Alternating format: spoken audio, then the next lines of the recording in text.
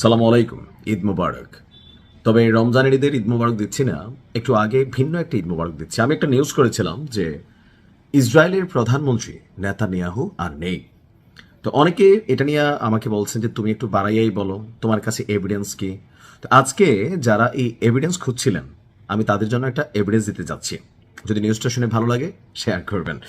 তবে এখানে একটা বিষয় থাকতে পারে যে ধরেন যারা এই লেভেলের ডিকটেটরশিপ ক্যারেক্টার, তারা বিভিন্ন সময় নানান ধরনের আবার রিউমার অথবা গসিপও তৈরি করে। যেমন উত্তর কোরিয়ার প্রেসিডেন্ট কিম জং উন একবার প্রায় টানা 6 মাস তারে কিন্তু আসলে জনসম্মুখে দেখা যায় নাই।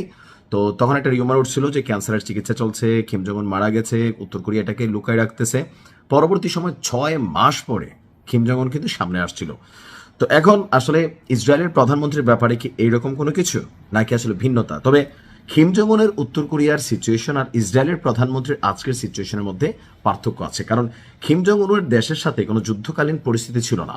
আজকে যখন আমরা কথা বলছি নেতানিয়াহুকে নিয়ে, যুদ্ধকালীন এই 16তম দিনে এসে যে একটা গুরুত্বপূর্ণ বৈঠক বসছে, যেই বৈঠক কখনোই নেতানিয়াহু মিস করে নাই। আজকে যখন ওই বৈঠকে নেতানিয়াহুর আসনটি খালি, তখন গুঞ্জন জোরালো হচ্ছে, তাহলে কি সত্যি ইরানের হাতে মারা গেছে নেতানিয়াহু?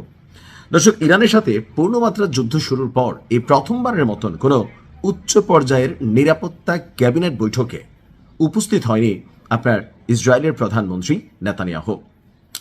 কোন রকম আপনার আগাম ঘোষণা বা ব্যাখ্যা ছাড়াই প্রধানমন্ত্রীর এই রহস্যজনক অনুপস্থিতি নিয়ে ইসরায়েল জুড়ে যেমন গুঞ্জন আছে, পশ্চিমা বিশ্ব গুঞ্জন জোরালো হচ্ছে। ইরান বরাবর দাবি করছিল যে ভাই, আমরা যে সর্বশেষ নিহুর কার্যালয়ে বাংকার টাক্কা সহ গুড়াই দিছি, তখন কিন্তু নিহু নাই হয়ে গেছে। যদিও পরবর্তী সময় ইসরায়েলের পক্ষ থেকে বলা হয়েছে নাই হয়নি। তো গত 28শে ফেব্রুয়ারি থেকে শুরু হওয়া এই সংঘাতের 16তম দিনে এসে দেশটির প্রধান নির্বাহীর এই জনসম্মুখে না আসা বা গুরুত্বপূর্ণ নীতি নির্ধারণী বৈঠকে অংশ না নেওয়াকে অত্যন্ত অস্বাভাবিক হিসাবে দেখছেন বিশ্ব নেতারা বা রাজনৈতিক বিশ্লেষকরা। ইরানি নেতৃত্বের উপর ইসরায়েলের অভিযান এবং তার পাল্টা জবাবে ইরানের যেই বিকল্প একটা ভয়াবহ মিশন ছিল, নিহুর কার্যালয়ে তার ক্ষেপণাস্ত্র ভান্ডার, সবকিছু মিলিয়ে, তো সেখানে বলা হচ্ছে যে এই মুহূর্তে যখন যুদ্ধকালীন পরবর্তী সিদ্ধান্তগুলো কি হবে, যেদিকে আমরা দেখছি আমেরিকা প্রায় 2500 সৈন্যের একটা স্পেশাল ফোর্স পাঠাচ্ছে, তো এই মুহূর্তে ইসরায়েলের ভূমিকা কি হবে, ইরান আবুধাবি দুবাই টুবাই খালি করার ঘোষণা দিচ্ছে। তো সেই বৈঠকে যখন এই গুরুত্বপূর্ণ যুদ্ধ নিয়ে মিটিং হলো, সেখানে নিহুর অনুপস্থিতিতে এটা প্রশ্ন তুলেছে, যেখানে বরাবরই এই বৈঠকটি পরিচালনাই করে থাকেন এই দেশটির প্রধানমন্ত্রী।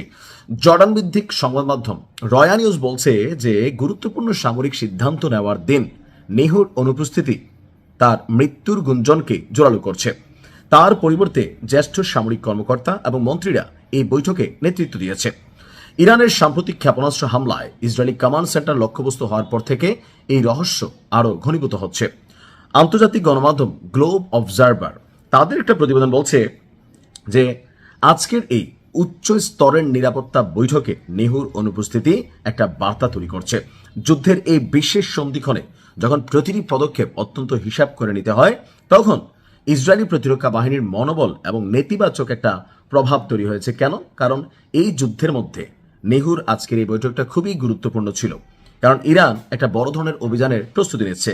তো ঠিক সেই মুহূর্তে এসে প্রধানমন্ত্রীর এই অনুপস্থিতি বিশ্বজুড়ে যেমন গুঞ্জন তৈরি করছে, ইরান বরাবরই যে দাবি করছে সেই দাবির পক্ষে একটা এভিডেন্সমূলক অবস্থান আমারও মনে হয় যে এখানে তৈরি হয়েছে।